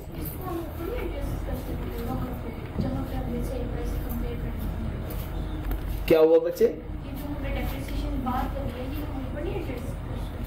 ऊपर से कैसे? कैरिंग अमाउंट में से एडजस्टमेंट ना करें, गलती हो जाएगी आपसे। नेट अनरियलाइज्ड गेन कर सकते हैं लेकिन गलती ना हो जाए। नेट अनरियलाइज्ड गेन कहलाता है बच्चे ये, नेट अनरियलाइज्ड गेन। अच्छा बच्चे, अब इसकी एंट्री क्या पोस्ट करेंगे? अगर पेरेंट सब्सिडरी को सेल करे या सब्सिडरी पेरेंट को सेल करे। अगर बच्चे पेरेंट सब्सिडरी को सेल करेगा तो एंट्री पोस्ट करेंगे CRE डेबिट और एसेट क्रेडिट। और अगर सब्सिडरी पेरेंट को बेचेगा तो फिर इसकी एंट्री पोस्ट करेंगे पोस्ट एक्विजिशन रिजर्व डेबिट और एसेट क्रेडिट।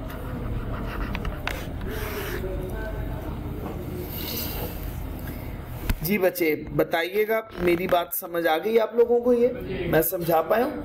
जी एक दफा बता देंगे जब पेरेंट सब्सिडी से लेता है बेचता है तो सीआरई में रिकॉर्ड करता है और ये सब्सिडी का पेरेंट को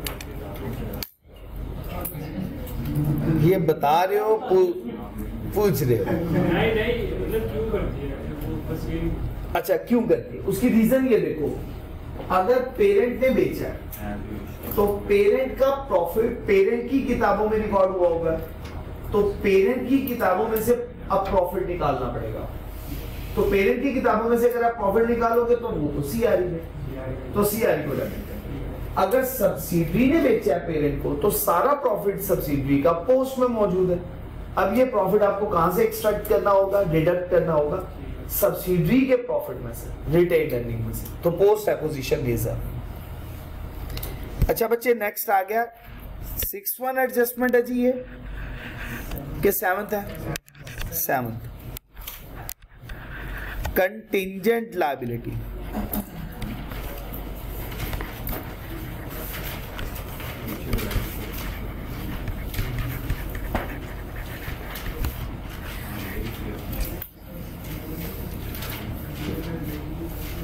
अच्छा बच्चे कंटिंजेंट लायबिलिटी अगर हम बात करें कंटिंजेंट लायबिलिटी की, तो कंटिंजेंट लायबिलिटी को बच्चे हम रिकॉर्ड करेंगे एट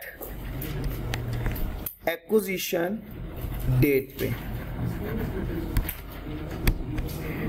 याद रखना है IS 37 कहता है कंटिंजेंट लायबिलिटी को आपने रिकॉग्नाइज नहीं करना, लेकिन हम जब बात करते हैं कंसोलिडेशन की तो कंसोलिडेशन के मुताबिक हमें रिकॉर्ड करना पड़ता है। और किस वैल्यू पे रिकॉर्ड करेंगे? At fair value.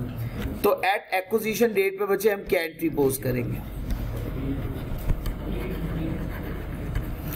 Acquisition date पे बच्चे हम एंट्री पोज करेंगे। बच्चे एंट्री क्या हो जाएगी? एक्विजिशन डेट के ऊपर सीआरई डेबिट, ऐसा ही है? सोच लें, गलती कर रहे हैं, शाबाश। एक्विजिशन डेट पे हम गलती कर रहे हैं, ये हमने करनी है प्री एक्विजिशन रिजर्व डेबिट और कंटिंजेंट लायबिलिटी। बिल्कुल ठीक हो गया जी, अल्हम्दुलिल्लाह आप लोगों को बात समझ में आ गई है, अल्लाह कामयाब करेगा इंशाअल्लाह। अच्छा बच्चे अगर सब्सीक्वेंट इसकी वैल्यू बढ़ जाए या इसकी वैल्यू कम हो जाए या इसकी वैल्यू इंक्रीज कर गई, अगर बच्चे इसकी वैल्यू इंक्रीज की तो एंट्री क्या पोस्ट करेंगे? कंटिंजेंट लायबिलिटी बढ़ेगी तो अब हम रिकॉर्ड करेंगे बच्चे पोस्ट में, तो पोस्ट एक्विजिशन रिजर्व डेबिट और कंटिंजेंट लायबिलिटी क्रेडिट। ठीक हो गया? अब भी क्लियर है ये बच्चे कि अभी भी गलती है? नहीं, अब ठीक है, बिल्कुल सही हो गया। अच्छा डिक्रीज, अगर डिक्रीज होगी कंटिंजेंट लायबिलिटी की वैल्यू तो फिर हम एंट्री पोज करेंगे, कंटिंजेंट लायबिलिटी को डेबिट कर देंगे और क्रेडिट किसे करेंगे? Post acquisition reserve. ठीक हो गया जी बच्चे? यहां तक कोई दिक्कत तो नहीं है बच्चे? यहां तक चले जी, ये भी बात बच्चे हम लोगों ने पढ़ ली। अच्छा बच्चे अब एडजस्टमेंट नंबर 9 है जी, 8 के बाद फिर 8, अच्छा 7 के बाद 8। कंटिंजेंट एसेट्स, हाँ contingent asset not recognise, contingent asset को रिकॉग्नाइज नहीं किया जाता जी बच्चे। 9th वन एडजस्टमेंट,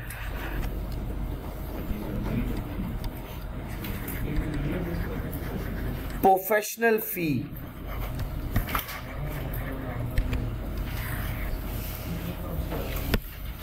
अगर प्रोफेशनल फी वगैरह हो या कोई कमीशन वगैरह हो तो आपने ये याद रखना है चार्ज टू सीआरई। इसको किसमें चार्ज करेंगे?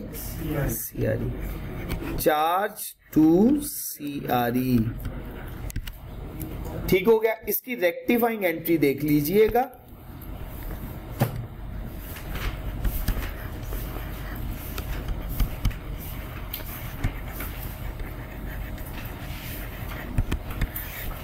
हमें वो क्या बताता है? हमें कहता है कि प्रोफेशनल फी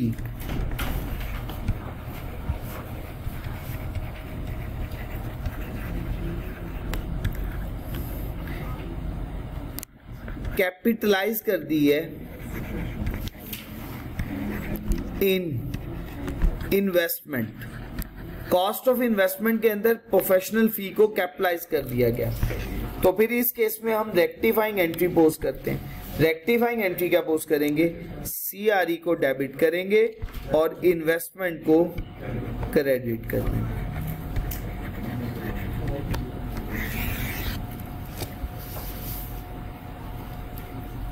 अच्छा बच्चे, हम वर्किंग करते हैं, 5 वर्किंग हम तरतीब से करते हैं। सबसे पहली वर्किंग होती है ग्रुप स्ट्रक्चर की। बच्चे इधर तवज्जो कीजिएगा। ग्रुप स्ट्रक्चर हम सबसे पहले कहते हैं सब्सिडरी। सब्सिडरी को पेरेंट ने एक्वायर, बेसिकली पेरेंट ने सब्सिडरी को एक्वायर कर लिया, तो मैं एरो इस डायरेक्शन में बना देता हूँ। पेरेंट ने सब्सिडरी को एक्वायर किया, कितने परसेंट एक्वायर किया, जितने परसेंट 80, 90 जो भी अजम्पशन होगी हमारी, बाकी जो है वो NCI के पास मौजूद है। तो हम इसके लिए एक सिंपल वे में बोला करते थे, हम कहते थे सब्सिडरी पेरेंट ने कितने परसेंट एक्वायर किया, NCI ने कितने। हम यहाँ पे 80% और यहाँ पे हम यूज किया करते थे 20%, और ये हमारी हो जाती थी। और इसके बाद हम लिखा करते थे एक्विजिशन डेट, और उसके बाद हम मेंशन किया करते थे कितनी मुद्दत की कंसोलिडेशन होनी है। बात क्लियर है जी बच्चे? ये हमारी पहली वर्किंग होती थी। इसके बाद बच्चे हम दूसरी वर्किंग किया करते थे, वर्किंग नंबर 2। इसमें बच्चे हम कैलकुलेशन किया करते थे कॉस्ट ऑफ इन्वेस्टमेंट की। कॉस्ट ऑफ इन्वेस्टमेंट की वर्किंग का फॉर्मेट मैंने अभी बना दिया है, अब दोबारा मैं नहीं बना रहा हूं। बच्चे वर्किंग नंबर हम 3 किया करते थे, नॉन कंट्रोलिंग इंटरेस्ट, NCI की वर्किंग। NCI की वर्किंग के लिए हम अकाउंट बनाया करते होते थे, ये NCI की वर्किंग। और मैं हमेशा कहा करता था NCI की और कॉस्ट ऑफ इन्वेस्टमेंट की वर्किंग या कॉस्ट ऑफ कंट्रोल का अकाउंट बनाना है ना, तो वो कॉस्ट ऑफ कंट्रोल का अकाउंट ही मैं लिख रहा हूँ आपको कंफ्यूजन से बचाते हुए। वो अकाउंट मैं बना चुका हूँ, मैंने हमेशा कहा था इसको पैरेलल बनाया करें। तो बच्चे अब जरा देखिएगा, हम यहाँ पे लिखा करते थे सब्सिडरी का शेयर कैपिटल, फिर सब्सिडरी का शेयर प्रीमियम, फिर उसके बाद बच्चे प्री एक्विजिशन रिजर्व्स। अगर फुल गुडविल मेथड हो तो यहाँ पे गुडविल की अमाउंट भी आ जाएगी, और ये भी तो हो सकता है परचेज बारगेन हो।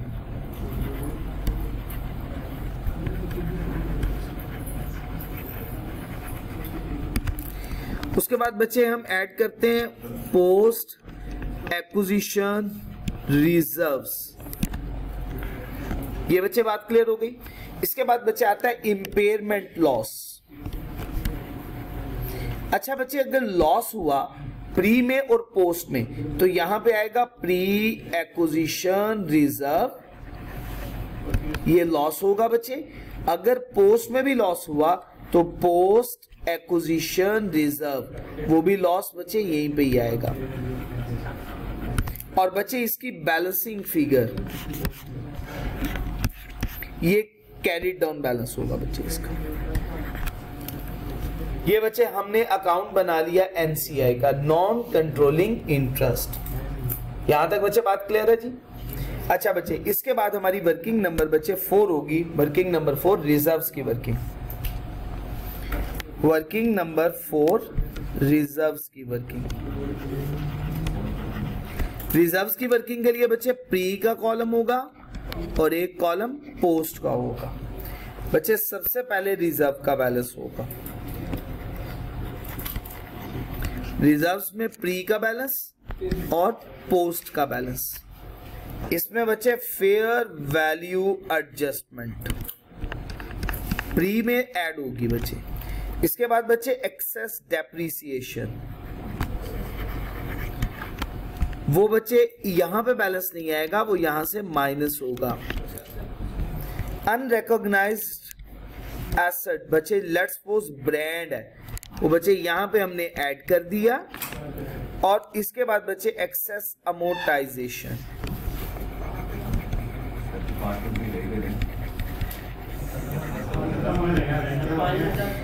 एक्सेस अमोर्टाइजेशन बच्चे यहां से माइनस हो जाएगी। अच्छा बच्चे, इसके बाद अनरियलाइज्ड प्रॉफिट इन्वेंट्री का केस होगा, वो माइनस होगा बच्चे यहां से। Unrealised gain on sale of non current asset,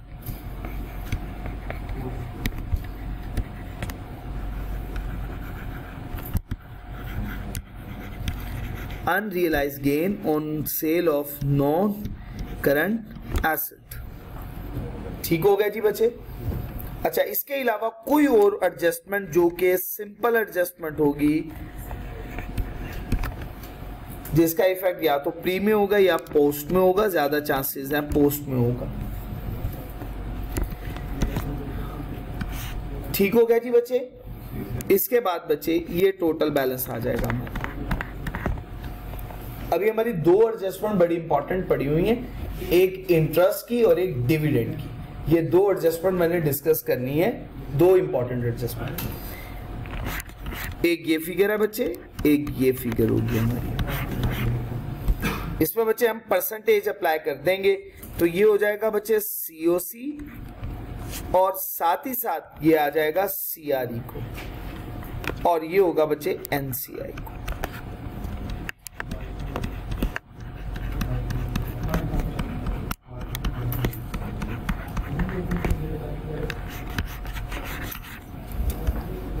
ठीक हो गया जी बच्चे। अच्छा बच्चे, इसके बाद लास्ट वर्किंग है बच्चे हमारी, वर्किंग नंबर 5 जो हम बनाते हैं। इसके अलावा अगर किसी वर्किंग की हमें जरूरत पड़ जाए तो हम बना सकते हैं, वो है बच्चे सीआरई की। जी एसोसिएट शुरू करूंगा इंशाल्लाह, बिल्कुल भी परेशान नहीं होना।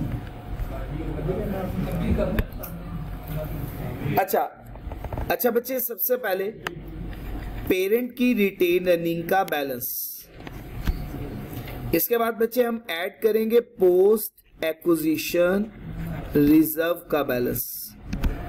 अगर बच्चे इंपेयरमेंट लॉस हुआ तो वो हम माइनस करेंगे इसमें। अनरियलाइज्ड प्रॉफिट इन्वेंट्री का बच्चे हम यहां से माइनस करेंगे। Unwinding cost,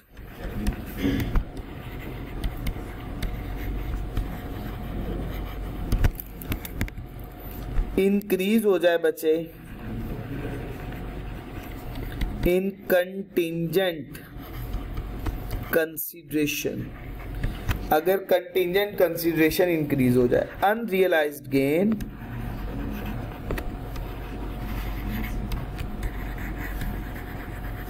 on sale of non current asset. ठीक हो गया जी बच्चे। इसी तरह से अगर डिविडेंड रिसीव हो रहा है इसको तो वो यहां पे आ जाएगा, इंटरेस्ट रिसीव हो रहा है तो वो अमाउंट यहां पे रिकॉर्ड हो जाएगा। अच्छा बच्चे, पोस्ट में अगर लॉस आ गया, पोस्ट एक्विजिशन रिजर्व में लॉस है जी बच्चे, तो वो यहां पे रिकॉर्ड हो जाएगा। इसी तरह से बच्चे अगर कोई प्रोफेशनल फी है,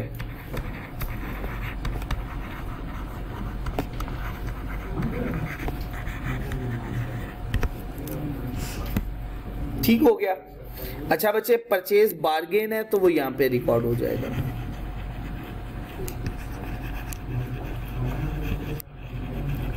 मैंने बच्चे मैक्सिमम कोशिश की है कि मैं चीजें लिख सकूं, बाकी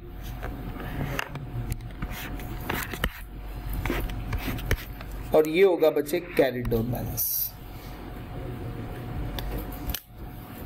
सही हो गया जी बच्चे।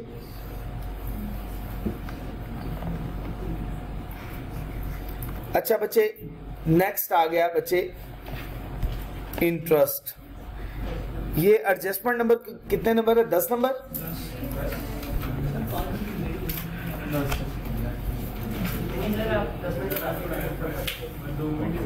नहीं, मैंने एसोसिएट भी स्टार्ट करवाने का।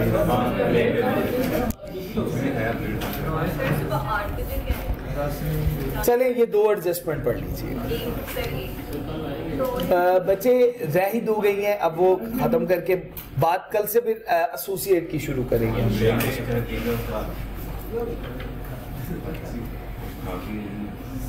नहीं, 5 मिनट में नहीं होगा। मैंने फिर वो अगली क्लास भी ले ली, अगली क्लास है इंटरेस्ट।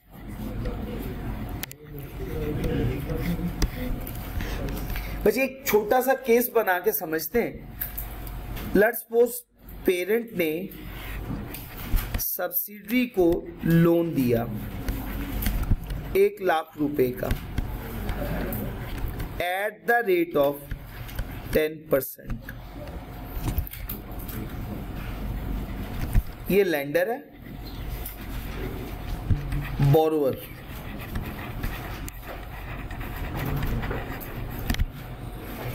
इसकी किताब में बचे इनकम, इसकी किताब में बचे एक्सपेंस। ये क्या एंट्री पोस्ट करेगा? ये एंट्री पोस्ट करेगा बच्चे रिसीवेबल डेबिट और सीआरई क्रेडिट। पहली एंट्री ये होगी।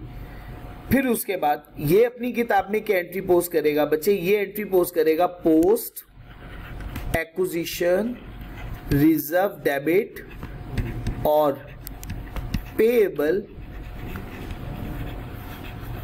क्रेडिट। ये पहली एंट्री ये पोस्ट होगी। इसके बाद होगा elimination of intra group balance.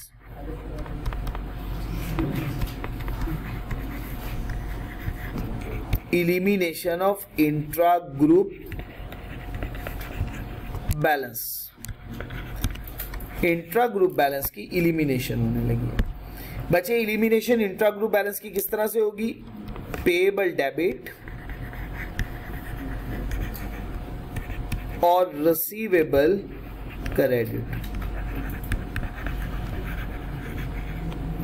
और अगर कोई बैलेंस हुआ तो वो कैश इन ट्रांजिट के अंदर।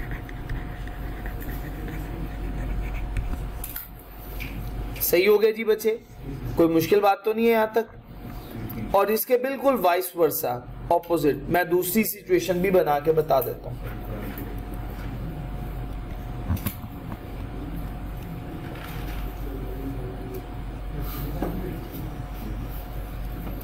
अच्छा, वाइस वर्सा सिचुएशन क्या है? सब्सिडरी ने पेरेंट को लोन प्रोवाइड किया।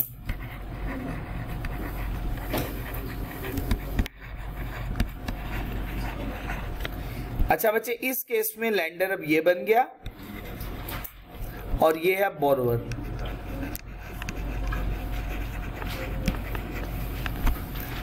इसकी किताब में बचे इनकम और इसकी किताब में बचे एक्सपेंस। जी बच्चे, ये क्या एंट्री पोस्ट करेगा? सब्सिडरी अपनी किताब में एंट्री पोस्ट करेगा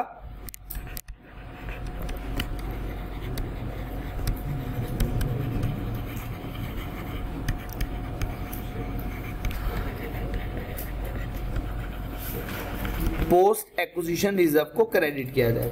और ये अपनी किताब में क्या एंट्री पोस्ट करेगा? सीआरई और पेएबल।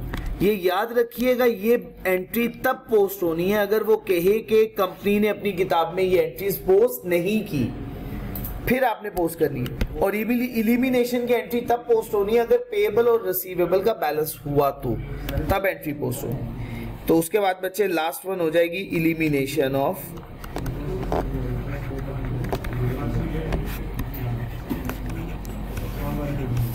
Intra group balance. अच्छा बच्चे, इसके केस में क्या एंट्री होगी?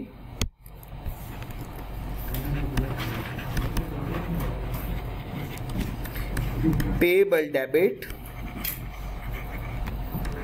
Cash in transit,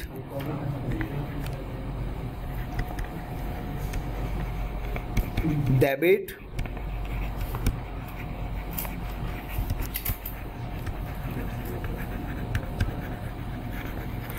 receivable credit. जी बच्चे, यहां तक बात मुकम्मल हो गई। तो ये दूसरा इफेक्ट भी मैंने आपके साथ डिस्कस कर दिया। अब आ गया जी लास्ट वन एडजस्टमेंट, डिविडेंड की एडजस्टमेंट।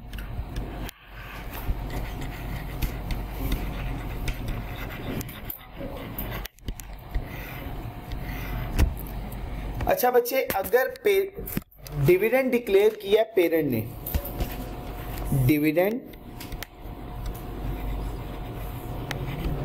Declared by parent. अब डिविडेंड किसने डिक्लेयर कर दिया बच्चे? पेरेंट ने। तो पेरेंट की किताब में क्या एंट्री पोस्ट होगी? पेरेंट की किताब में एंट्री पोस्ट होगी CRE डेबिट और डिविडेंड पेएबल क्रेडिट। तो सिंपल है।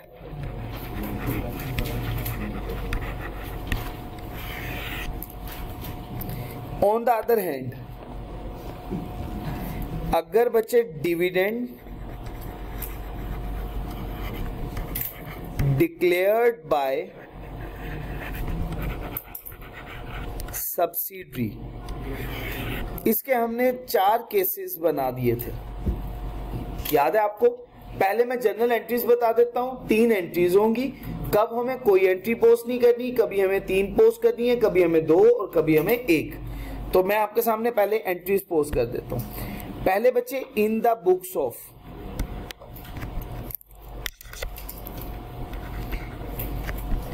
In the books of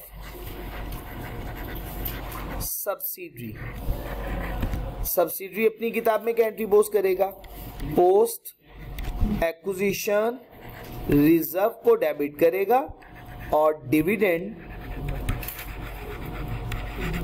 payable को क्रेडिट करेगा।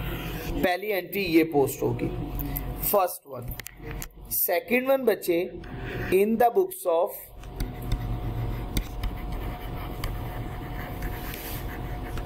पेरेंट। पेरेंट अपनी किताब में क्या एंट्री पोस्ट करेगा? बच्चे पेरेंट अपनी किताब में एंट्री पोस्ट करेगा। अच्छा, अब उसके लिए डिविडेंड क्या हो गया? शाबाश, डिविडेंड रिसीवेबल एसेट बन गया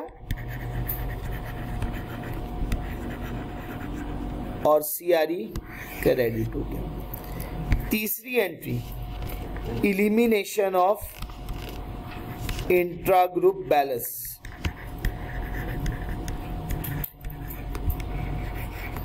elimination of intra group balance.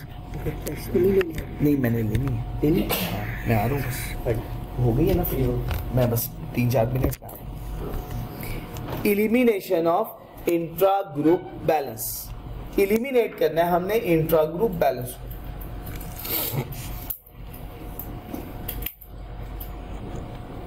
जी बच्चे, बिस्मिल्लाहिर्रहमानिर्रहीम।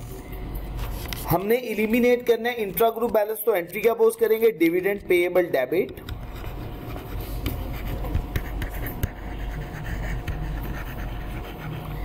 और dividend receivable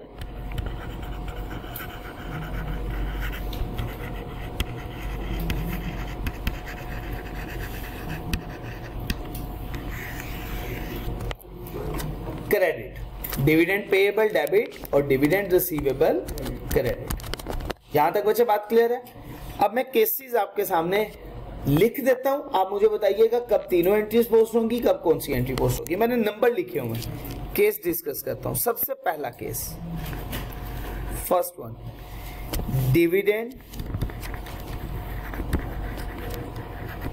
paid by subsidiary.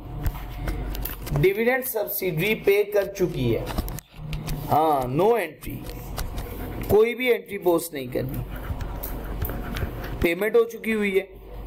Second one case, चले इसको मैं ए कहता हूं, ये मैं बी लिखता हूं इसको। Dividend declared by subsidiary and duly recognized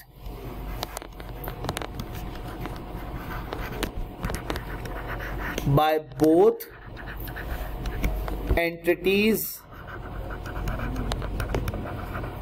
in its books.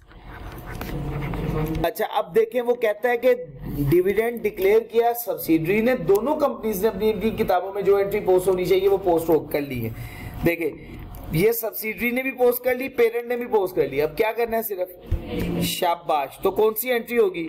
Third one entry होगी, थर्ड एंट्री पोस्ट करनी है अब आपने सिर्फ। बच्चे बात क्लियर हो गई यहां तक? चले जी next, C dividend declared by subsidiary and parent has not yet recognized in its books। कहता है डिविडेंड सब्सिडी ने डिक्लेयर किया लेकिन पेरेंट ने अभी तक अपनी किताबों में एंट्री पोस्ट नहीं की। तो अब देखें ये वाली एंट्री हो चुकी है लेकिन पेरेंट की भी नहीं हुई, इलिमिनेशन की भी नहीं हुई। इसका मतलब कौन कौन सी एंट्री पोस्ट करनी है? सेकंड एंड थर्ड, ये दोनों एंट्रीज पोस्ट होंगी। अच्छा बच्चे अब D, dividend declared by subsidiary and both the entities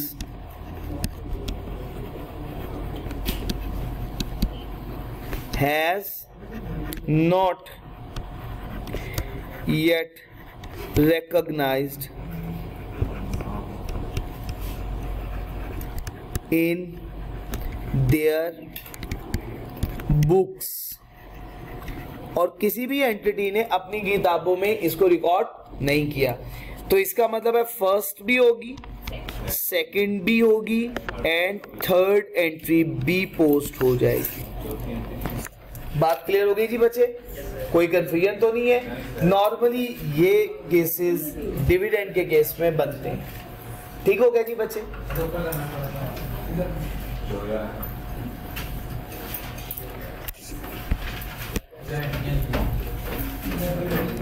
जहाँ एंट्रीज लिखी हैं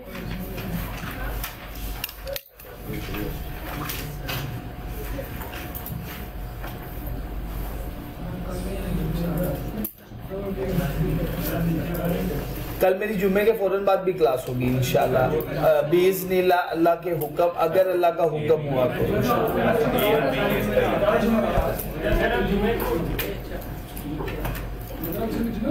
नहीं वो कल थर्सडे है, सॉरी थर्सडे है, मैं माजरत हूँ।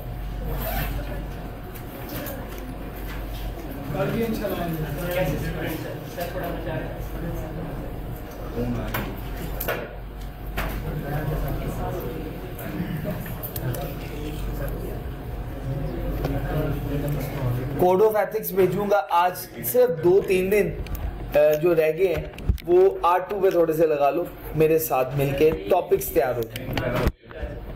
सर इमरान को कह दीजिएगा, मेरे एंड पे कह दीजिएगा, मैं उनसे खुद रिक्वेस्ट कर लूँगा।